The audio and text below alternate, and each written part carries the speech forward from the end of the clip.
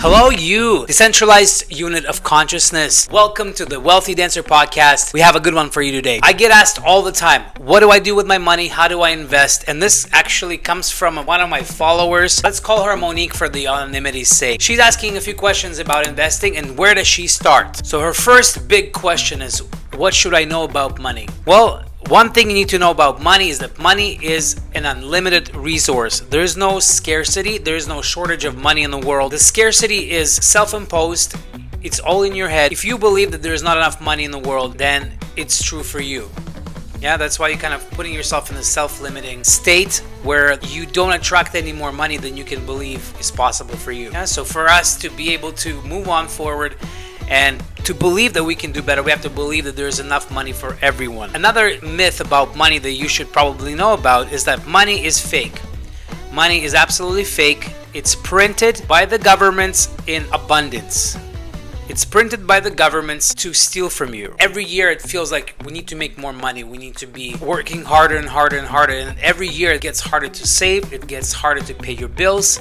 So the money is actually designed this way to steal the time from you and to make you work harder with time, because there is such thing as money devaluation. Why it devalues is because there's more printed every single day. Canada, it's billions, and in the States it might be in the trillions of dollars every year.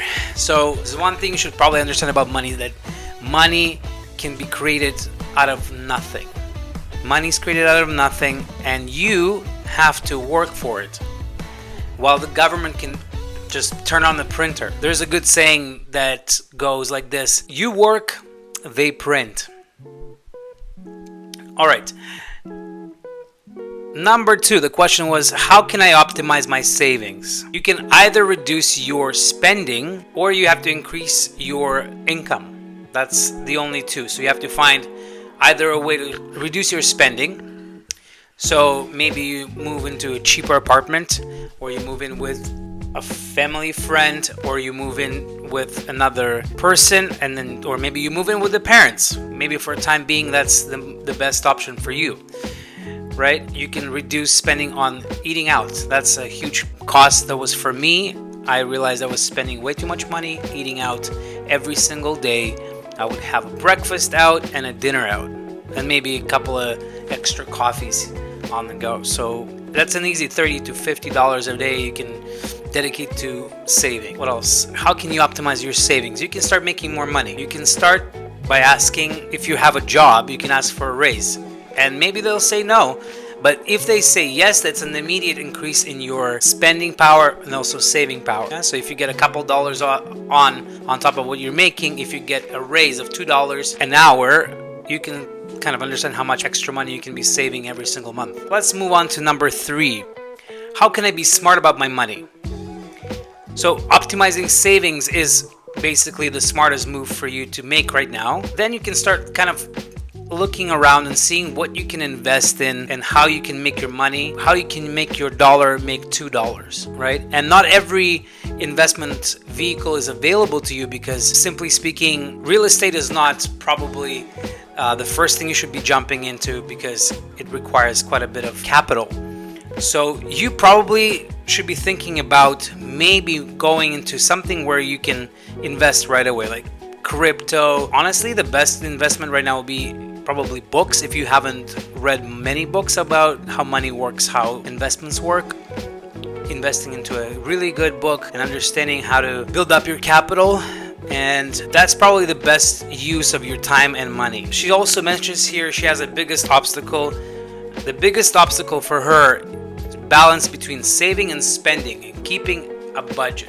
So I think we kind of going around the same topic here: saving and spending. So let's see the key takeaways. You reduce your spending, so move in with your parents or friends, or downsize in your living arrangement. You avoid eating out.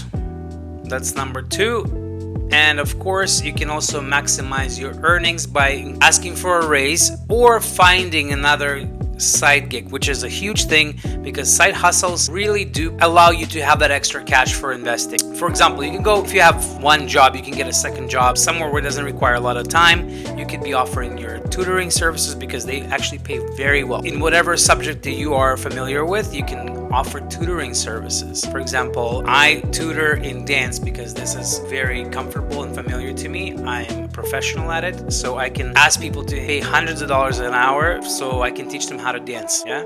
So maybe you can find something that you personally have as a skill that you can be leveraging and earning money either online or in person. And a great way to do that, you can probably go to Facebook Marketplace and you can just list your services there, or Craigslist that costs you nothing. That's a free thing, and just see what sticks, you know? So finding a side hustle, making an extra money on the side is great, or getting a better job. If your job is keeping you poor, you have to realize that you don't owe anyone anything, and you have to look out for yourself first. And the only person you're making rich, but for working for very little money, is your boss.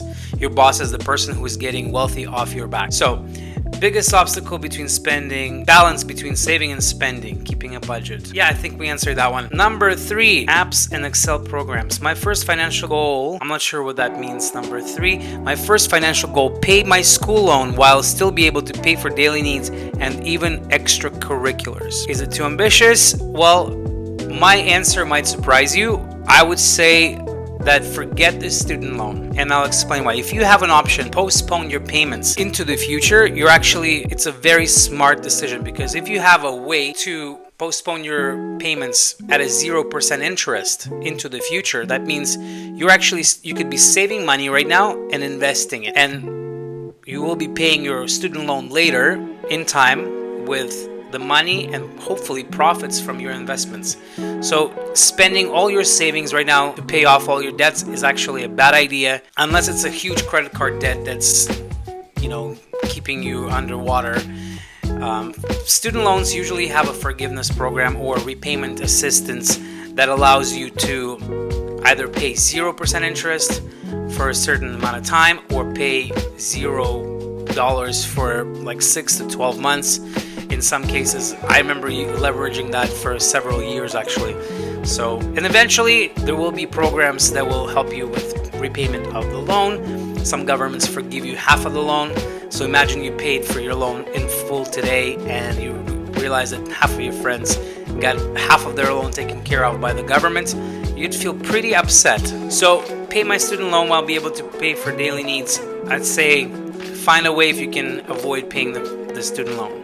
Because I know in many cases in the States, they're actually forgiving student loans to people that have graduated from universities and have a degree. I don't see any questions about actually how to invest, but I guess this will be a stage 2.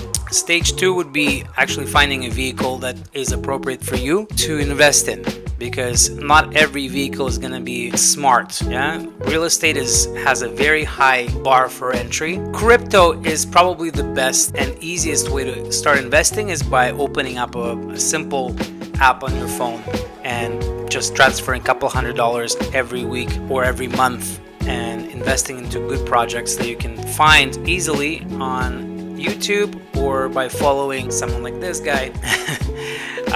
Stocks are a little bit overbought. You have to be more careful with that. And yeah, just basically, I think the best way you can go right now is to save more than you spend. Come up with a little nest egg of $5,000 to $10,000. That's probably the best way you can do that. And the only way I know where you can 10x that fairly consistently every couple of years is in crypto. So I'm going to leave you with that. The video is getting a little bit too long, and I'll see you in my next video. Peace.